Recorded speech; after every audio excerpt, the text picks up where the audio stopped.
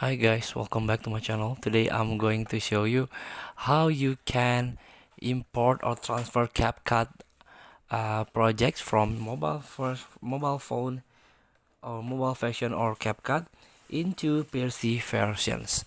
So the first thing to do is you can create your account. So you can get the Capcut space.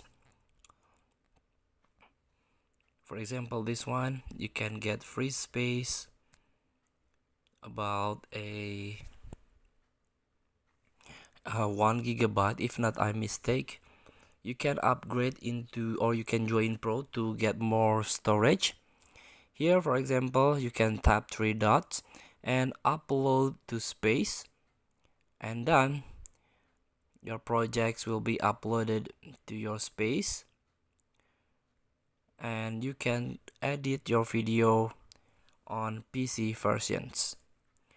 Feel free to try. Thank you for watching. Don't forget to comment, like, and subscribe, and also click the button below. See you in the next video.